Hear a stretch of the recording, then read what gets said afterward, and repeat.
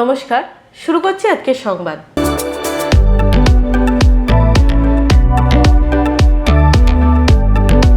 পূর্ব বর্ধমান জেলার কালনা থানার অন্তর্গত কালনা পৌরসভার ২ নম্বর ওয়ার্ডে অবস্থিত পৌরসভার পরিশোধিত জলের ক্যাম্পাসের মধ্যে পৌর কর্মীর ঝুলন্ত মৃতদেহ উদ্ধারে চাঞ্চল্য ছড়িয়ে পড়েছে এলাকায়। জানা গেছে মৃত ওই ব্যক্তির নাম বিক্রম হারি। তার বাড়ি কালনা পৌরসভার লক্ষ্মীগঞ্জ পাড়া এলাকায়। প্রতিদিনের মতোই মঙ্গলবারও তিনি কাজে বেরিয়েছিলেন। পৌরসভার সাফাই বিভাগে বিভিন্ন কর্মীদের নির্দিষ্ট জায়গায় কাজে পাঠিয়ে দেওয়া হয়। পরে পানীয় জলে ফিল্টার স্টেশনের জানলার রডে তার ঝুলন্ত দেহ উদ্ধার হয়। মৃতের পরিবার সূত্রে জানা যায় তার শরীর খারাপ ছিল, স্ট্রোক হয়ে যাওয়ার কারণে হসপিটালে ভর্তি হয়েছিলেন, কিন্তু তারপর থেকেই তিনি মানসিকভাবে একটু ভেঙে পড়েছিলেন, আর সেই কারণেই এই রকম ঘটনা ঘটিয়েছেন বলে অনুমান তাদের।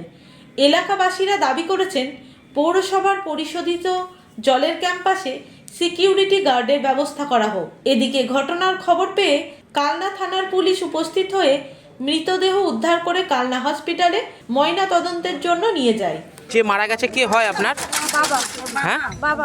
আচ্ছা, কি হয়েছিল, কি অনুমান আপনাদের? এই শরীর খারাপ ছিল বাড়িতেই, দিয়ে রাতে যে শ্বাসকষ্ট হয়েছিল দিয়ে হাসপাতালে ভর্তি করেছিলাম। হাসপাতাল থেকে ছুটি করে এনে পার্সোনাল ডাক্তার দেখিয়েছি।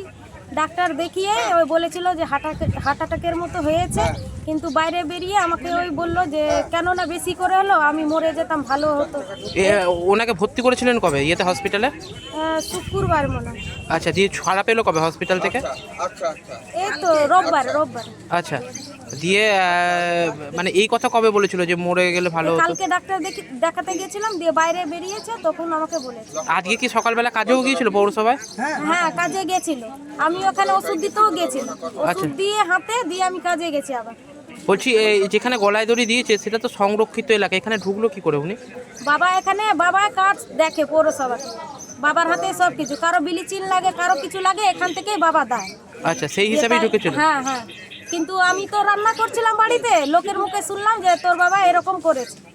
আচ্ছা, এবার আগে কি আছে সেটা তো জানি না। আপনাদের কোনো সন্দেহ কিছু রয়েছে নাকি? সন্দেহ এমনি কিছু নেই, কিন্তু তাও একটা মনের আছে যে ক্যামেরাতে দেখার। কি নাম আপনার? আমার নাম সুনিতা হারি। আপনার বাবার নাম? বিক্রম হারি। কি করতো আপনার বাবা? আমার বাবা পৌরসভায় কেজুয়াল করতো। পৌরসভারই একজন স্টাফ, কনজারভেন্সি স্টাফ, তাকে দেখা গেল যে কালনা পৌরসভার যে জল প্রকল্প আছে সেই জানলাতে তাকে ঝুলন্ত অবস্থায় দেখা গেছে। কি বলবেন, কি হয়েছে বা কি হয়েছিল?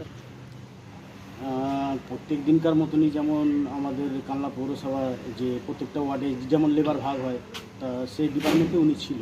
লেবার ভাগ হতে এবং কোন ওয়ার্ডে কতগুলো লেবার যাবে সেভাবে ওনাকে বলতে এসআই সাহেব, উনি সেভাবে আর কি ওইগুলোকে কোন ওয়ার্ডে কতগুলো লেবার যাবে ওইটা করতো। তারপরে এখানে যেমন বালতি, ময়লা ফেলার, ব্লিচিং থাকতো, তো ও প্রত্যেক দিনই আসতো, যেটা দরকার পড়তো বালতি ব্লিচিং নিয়ে যেত। আজকে যেটা দেখা গেল, যেটা আমরা এখানে সিসিটিভিতে যেগুলো ওনার বাড়ির ছেলেও ছিল, ওনার ভাইপোরাও ছিল, সবাই আমরা দেখলাম। আজকে যেটা দেখলাম যে উনি প্রথম ঢুকলো এখানে, ঢোকার পর গেটে কেউ ছিল না, 1 নম্বর।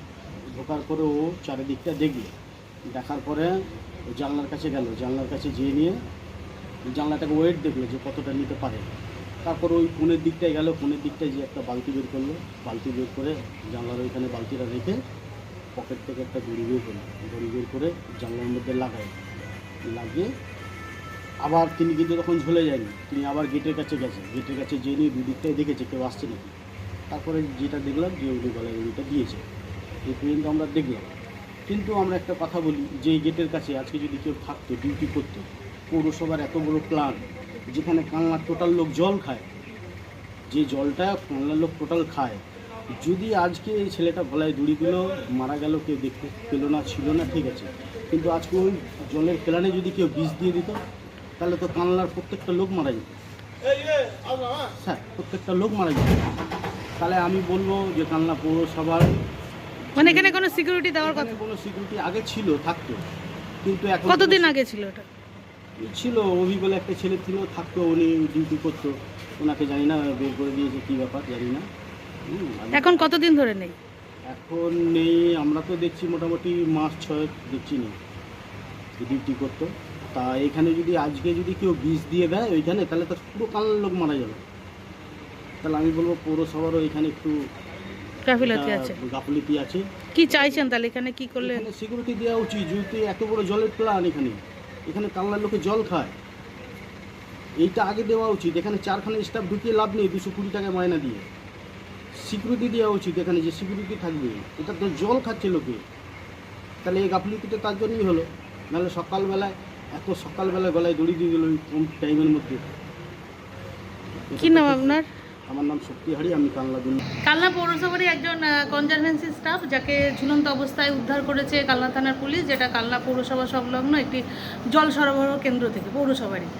তো অনেকে দাবি করছে যে ওখানে যেহেতু মানে পুরো কালনা মানে এলাকার জল সরবরাহ ওখান থেকে হয়, সেক্ষেত্রে কোনো সিকিউরিটির ব্যবস্থা করতে হবে, আর যাতে কোনো অপ্রীতিকর ঘটনা সেকেন্ড টাইম আর না ঘটে। কি বলবেন? দেখুন, ওটা যেটা রটনাটা সেটা ঠিক না। ওটা সংরক্ষিত এলাকা, খুব প্রোটেক্টেড এরিয়া। এবার বিক্রম হারি ও হচ্ছে কি আমাদের পৌরসভারই অস্থায়ী কর্মচারী, সেই কারণেই ও প্রবেশ করতে পেরেছে। এবার যেহেতু জায়গাটা খুব নিরিবিলি, কেউ ঢোকে না, প্রবেশ করে না, সেই একদম নিরিবিলি জায়গা, সেটারই ও সুযোগটা নিয়েছে এবং ও ঢুকতেই পেরেছে, ওখানে প্রবেশ করতে পেরেছে একটাই কারণে, সেটা হচ্ছে যেহেতু আমাদের পৌরসভার স্টাফ ছিল, ক্যাজুয়াল স্টাফ। সেহেতু কী কারণে দিয়েছে সেটা তো আমরা বলতে পারবো না, হ্যাং করে গেছে। ওই জায়গাটা এমনিতেই সংরক্ষিত প্রোটেক্টেড এরিয়া, স্বভাবতই সাধারণের প্রবেশ এখানে একদম সম্পূর্ণভাবে নিষিদ্ধ, এবং ওই জায়গাটা খুব সংরক্ষিতভাবে ওই জায়গাটা আমরা দেখি। যখন ঘটনাটা ঘটলো, সেটা সিকিউরিটিটা আমরা একটুখানি আরও বেশি নজরদারিতে আর একটু বেশি রাখতে হবে। আমি আবারও একটি কথা বারবার রিপিট করছি, ওই জায়গাটা সম্পূর্ণ সংরক্ষিত এরিয়া, ওখানে সাধারণের প্রবেশ নিষেধ। কিন্তু যেহেতু ও পৌরসভারই আমাদের কর্মচারী ছিল, অস্থায়ী কর্মচারী, সেই কারণেই ও ওখানে প্রবেশ করতে পেরেছে, এবং জায়গাটা নিরিবিলি বলেই মানুষজন ওখানে সাধারণত ঢুকতে পারে না, সেই সুযোগটা ও নিয়ে ওখানে হ্যান্ড করে গেছে। যাই হোক, আমরা নিরাপত্তা যেটা বলছি সেটা, কারণ ওরা বলছে যে ওখানে তো ভ্যাটের গাড়িগুলো রাখা হচ্ছে আর বের করা হচ্ছে, তো সেক্ষেত্রে দরজাটা খোলা থাকছে। সেরকমভাবে দরজা ওরকমভাবে খোলা থাকে না। যখন গাড়িগুলো ঢোকানো হয়, ওখানকার লোকজনই, ওরা নিজেরাই, পৌরসভার কর্মচারী, ওরাই নিজেরাই খুলে নিজেরাই গাড়িগুলো রেখে দেয়। সর্বত্রই যাই হোক একটা অপ্রীতিকর ঘটনা ঘটেছে, সেই জন্য আমরা আরও নজরদারি আরও বাড়ানোর চেষ্টা করছি, আমরা আলোচনা করছি।